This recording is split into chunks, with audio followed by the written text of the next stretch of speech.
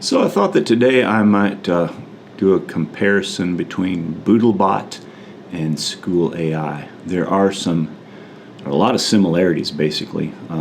Both platforms are very similarly designed, but there are some differences that I think are going to make a big difference. So let's go ahead and look at BoodleBot. We've already covered SchoolAI fairly thoroughly, so let's go ahead and look at BoodleBot. Okay, basically this process is the same for logging in as far as that goes. You establish an account and you then you can log into your platform. This is a launch pad similar to the launch pad for SchoolAI. However, I don't feel like this launch pad is as friendly. Basically you have the premium, and they start off with the premium. AIs up here, and these are basically just chats, and then you have the free to use bots down here, and these are also just chats. They don't do anything else. Down here you can upload files. Essentially this is where you would upload standards and the information that you wanted to train your bots on, manage your profile, just profile information, submit feedback, and then support. But regardless of that, the complicated part is that it's hard to find where you need to go to build things. And I don't know why my computer just suddenly slowed down, but all of a sudden it's moving very slowly. I don't know why. But if you're going to gather information and actually build something, this is where you'll do it. This link, of course, is the Launchpad page you're already on. This link is the chats, which is the chats that we were looking at earlier. This link is, wow, knowledge base. You're uploading documents, and then here are custom bots. And so this is where we want to focus. Custom bots are similar to the Spaces or the Sidekick that we use for SchoolAI. So let's go ahead and look at a custom bot. And I've actually built a custom bot. I'm going to go through it and design it rather than going through the building process. I'll just share it with you and show you how I built it. But if you're going to build a new one, you click on the plus build bot button, and it will let you add a bot. But the one that I have, once again, CompTIA A+ exam. This is a help. This is a tutor for students who are preparing for the CompTIA computer maintenance exam. So let's go ahead and click on that. And it allows you to fill in information similar to the SchoolAI, but instead of having text box to fill out, you have these writing prompts. It starts off, you're an expert in, and then this is all gone, and all you have is basically that. So you've got this, you're an expert in, and then you have to type in what you're an expert in. I'll put that back. Same thing here, your role is to, and this is the bot role, not your personal role. Your role as a bot is to tutor and be an educational support. Your audience is, and once again, a mixed group of community college students with varied levels of skill and education. So this is the prompt, this is the description for the bot itself. And then learning objectives, basically what I did was I took the objectives from the quiz. Understand the need of use of mobile devices in the workplace, be able to offer support to mobile users, support users of SOHO or small home, home office networks, and be familiar with various parts of packet switch networking, IP addresses, DNS, and so on. Troubleshoot and maintain typical computer and network hardware, particularly Windows, because CompTIA focuses really hard on Windows, but understanding the differences between Windows, Mac, and Linux. Utilize virtualization and cloud computing to conserve resources and expand capabilities, and then practice standardized troubleshooting in accordance with CompTIA standards. The workflow, this is a little bit more in-depth than what SchoolAI offers. You can set up the rules. The rules aren't as straightforward as they are in SchoolAI, but the process is a little more in depth. So first of all, what you want is to greet the students in a professional, friendly manner, ask them what they need help with. And step 2, then after they respond, do not offer a direct answer to specific questions. Ask leading questions. Encourage students to find their own answers. Provide hints to the correct information as much as possible within CompTIA domain. And finally, continue the process at least 4 times before providing a specific answer. Eventually, the student's just going to not know, and they're just going to tell you, I have no clue. At that point, then they need the answers, but we don't want to give them the answers straight up. Limitations and guidelines. These are the rules. Avoid language that might seem judgmental or dismissive. These first 3 were default. And inclusive in your examples. Consider multiple perspectives. Avoid stereotypes. Provide clear and concise responses. Ask leading questions and encourage students to engage in dialogue. And point students towards finding their own answers on the internet. And basically that's these last 2 are the ones that I was particularly interested in. All right, once you're done, once you've filled out your requirements, then you can come over here and click on the Test Bot button, and that will run the bot. Basically, that will allow you to engage in dialogue with it without actually having to publish it.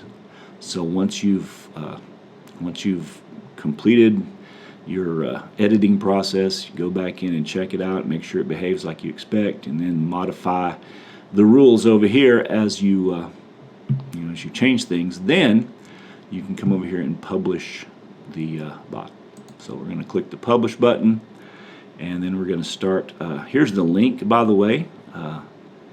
If you're curious, it's similar to the process for SchoolAI. However, it does not involve a QR code. So that's the only difference, is you get a QR code, and also SchoolAI integrates with Google Classrooms if you happen to use that.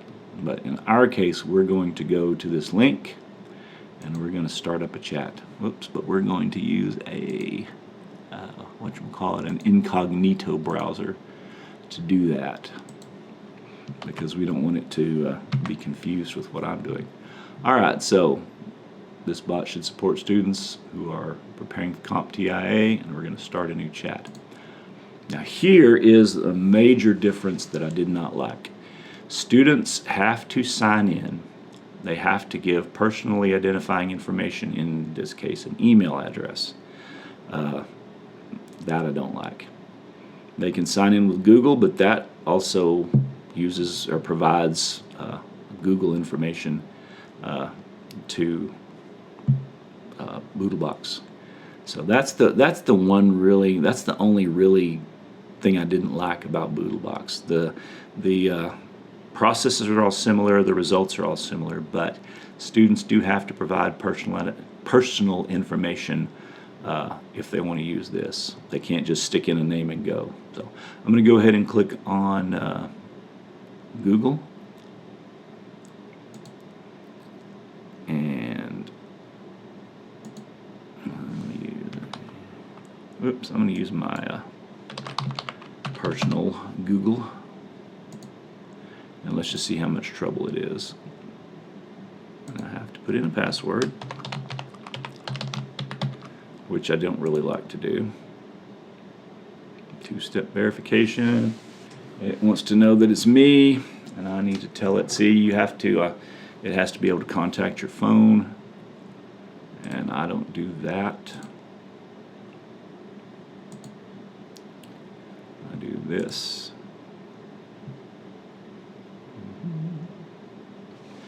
And then this is a much more involved process than getting into SchoolAI for people that want to use it.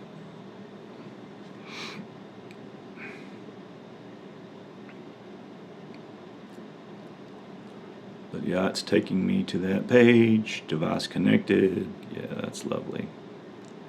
And I have to click on that, and I have to click on the button that says yes. And so now it appears, whoops, well, it said it signed me in. Let's try another way, and let's tap yes on phone or tablet. This is really uncomfortable and not very friendly. So I don't like having to go through all this process. With SchoolAI, you put in any name that you want to put in, and you're off and running. Basically, once you do get logged in, you get this: "Hi, I'm CompTIA A+ exam, which, how can I assist you today?" Basically, I'm going to say, "What is the bandwidth available via a USB 2.0 cable?" And it should not answer that question directly. But before I provide you an answer, can you think about the USB standards? What do you know about 1.1 and 3? Well, 1.1 is obsolete.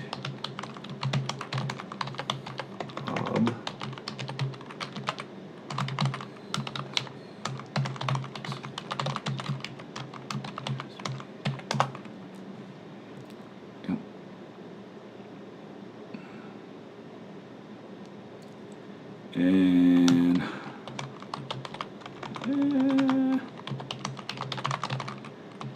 yes, 480 megabits.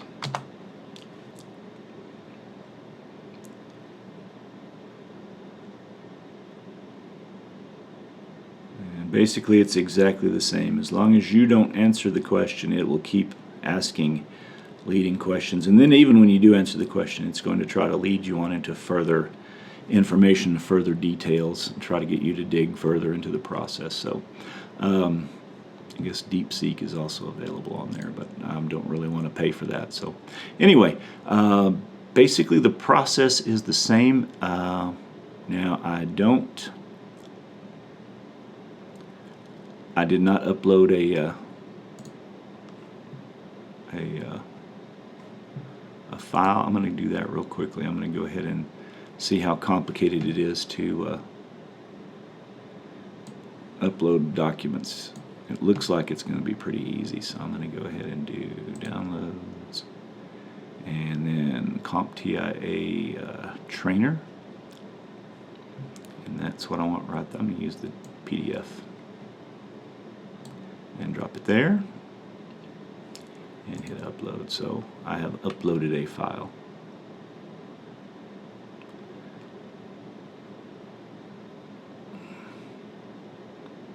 And that's pretty much the same thing that happens. Then it will use that specific information when it's formulating questions, or when it's formulating answers. It does not allow access to it, though. Okay, well, never mind. But basically, it's the same process. Now, what I'm curious about is, does it offer a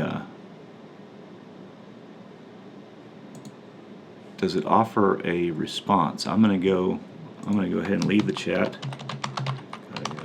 Thanks. I'm going to leave the chat and see if it offers me any kind of results from my chat. So let's go ahead and clear out of here, and let's go back to my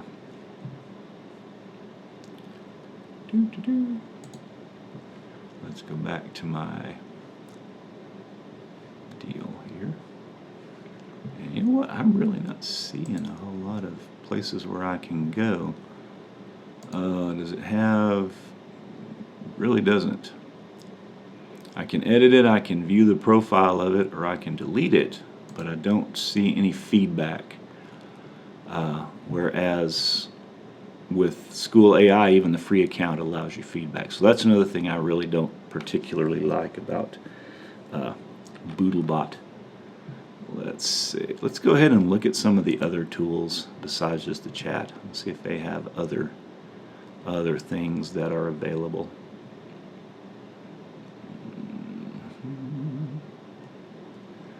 I don't see the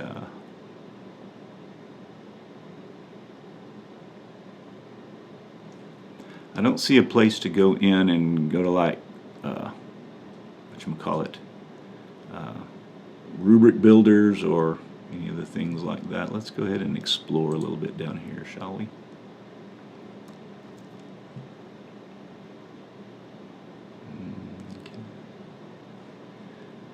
It does integrate with LMS, but I'm sure they want you to get a quote. Announcements. So it does work with announcements. That's actually a very good thing. You can create a dedicated module or section in Canvas to put BoodleBox stuff in there.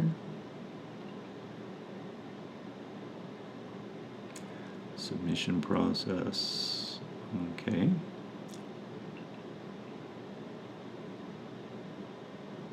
Now what I'm not seeing, oh wait, okay, you can integrate grading rubrics, and okay, learn how to create rubrics here. So that's kind of what I was looking for.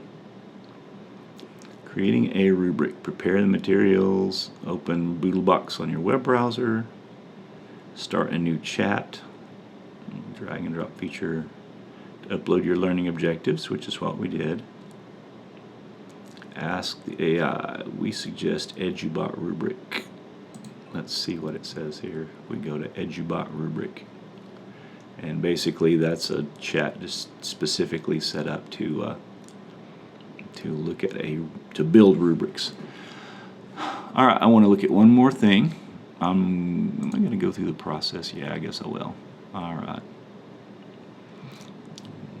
Creating a new rubric from scratch, sprucing one up or whatever. So it does allow you to edit existing rubrics, which is good. Okay. But basically it doesn't offer you fill in the blanks for prompts. It's a little more work to just, you have to type this in and describe what you're going to do. So let's say to create a rubric for an essay on the installation.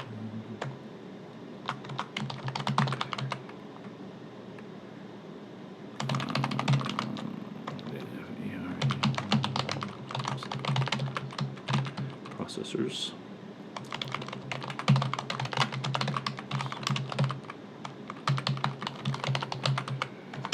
1,000 words, just like the last time.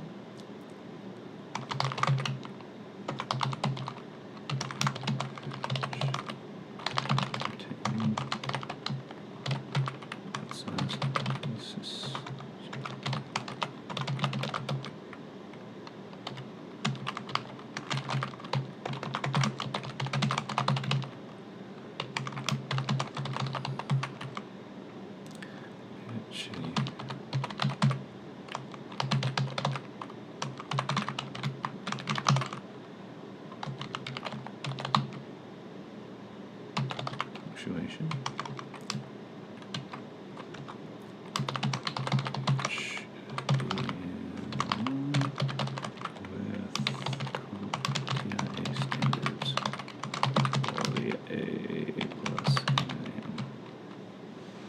Okay,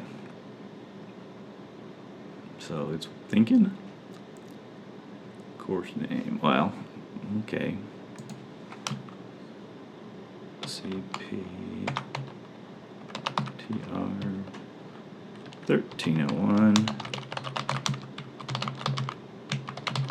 Computer maintenance. Okay.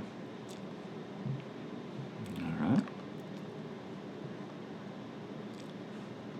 And I'll just take their suggestion for the title.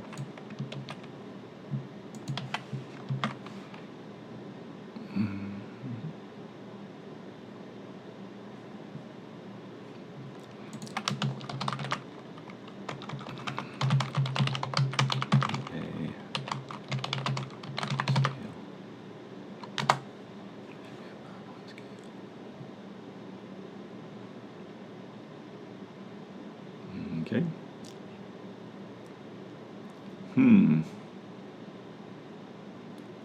That is really, I'm hoping that it'll pop, there we go. Okay, I was going to say, I hope it pops out into a